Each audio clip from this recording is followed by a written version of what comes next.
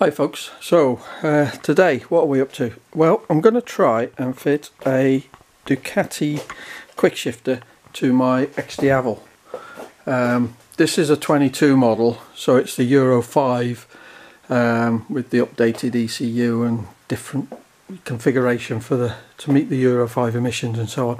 And apparently this model has the same wiring loom as the normal Xdiavel 1260S, which comes from the factory with a Quickshifter. So I've done some investigating, and I have in fact found a connector that is unused, and it is the Quickshifter connector. And basically it is down, if you follow the loom down here, and there's your shift rod there, there's your switch for your side stand here, there's the switch there. Cable tied to this cable for the switch is in fact a unused connector here. There you can see that I've just got the tail end of it with the rubber boot. The connector's actually inside there, you can see it. So you disconnect this this tail which is hanging out, which is going nowhere. You disconnect that. It's only there to protect, I think, from, you know, water ingress or whatever. And then you connect your Quickshifter, and then you have to take it to a Ducati dealer and they can activate the Quickshifter apparently. So we will find out, won't we? Here's the actual Quickshifter here. This is an official Ducati one. It came in a Ducati package with the part number and everything there. So that's just a standard Quickshifter, which I think many of their models use, but this one I ordered from a 1260 Xdiavel. So basically what I've got to do now is make a link rod exactly the same length, because I want my gear lever position to be in the same position, obviously. And hopefully at the end of this experiment we will end up with an up-down shifter with a blipper. So yeah, so first things first is to undo this rod, get it on the bench, measure it, and then make a new rod. I've got parts here. I've got a rod end. I've got two rod ends, sorry, one's left-hand thread and the other's the normal one. I've got some left-hand thread nuts, so I can lock everything off. So basically I'm just going to cut this and make it to the same length as the other one. So that's where I'm up to. Okay, so just to show how I've ensured that the length of the rod is the same. It's easy to measure it, obviously, but the easy way is to drill a hole, put a bolt in it. This is the old rod, obviously. Put that in there, get another bolt,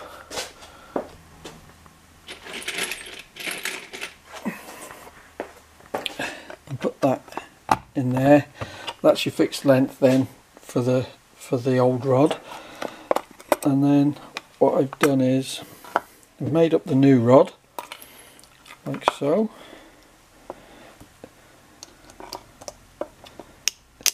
Again, a bolt in there and a bolt in there. So yeah, that's exactly the same length now, so hopefully nothing's changed. So we've got left hand thread up here, and I've used all stainless steel fixings in there, so hopefully everything will stay you know, good for the future. So just need to fit that back on the bike now, plug it in, and then ride to my dealer, local dealer, which is about 40 miles away, and see if they can activate it, and then I'll come back and let you all know. Okay.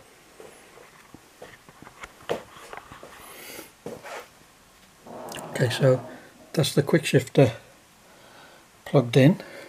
I'm just going to put a bit of heat shrink over the connector there, because it is in, you know, it's not in a brilliant position down there, obviously. So and then as you can see, the wire for the Quickshifter runs up past the foot peg and into where this cover was. I've took the cover off because I'm going to tuck the wiring up there, so make it neat as possible.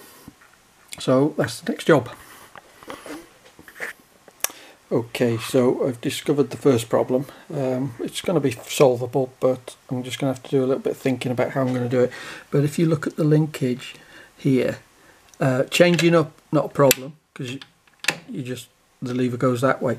But changing down, this bit here is hitting the shoulder there. So if I can just point to it with a screwdriver, that piece there on the linkage is hitting that, and it's not allowing the lever to go down. So it's obviously to do with the angles of this is different to on a 1260, obviously, because the foot pegs are in a completely different place. So yeah, so I'm going to have to sort that out, and then we'll go from there. I'll show you my solution when I come up with one. Okay. Okay, so the solution to that problem was pretty simple. All I've done is remove the gear linkage here, the little arm, and moved it round 1 notch on the spline. That's it. That's now, it's missing there now, so that's fine. I can select those gears, but it's obviously it's moved my foot peg, which I was trying to keep that position, but I'll just have to adjust it on the rod now. I'll probably have to shorten this, but that's not a problem. Okay, so that's where we're up to. Back again. Right, well, that's the Quickshifter fitted mechanically to the bike. So you can see the cable is there, cable tied to this cable for the side stand switch, and then it goes up behind this cover here, and it's just cable tied to the main cable there. So plenty of slack in it for moving up and down, but it can't get near the exhaust, which is the main thing.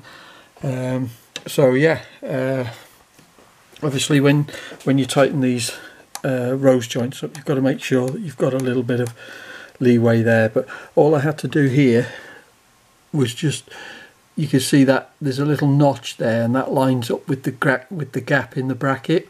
Well, I just turned it round just one notch on the spline inside there, and that allowed that to miss then when I'm trying to change down the box. So okay, so the next step is obviously to get it to the dealer, and we'll see if it can be configured using their interface between the ECU and the rest of and their tablet. So we'll see. I shall report back as soon as I know whether it's doable or not. Okay.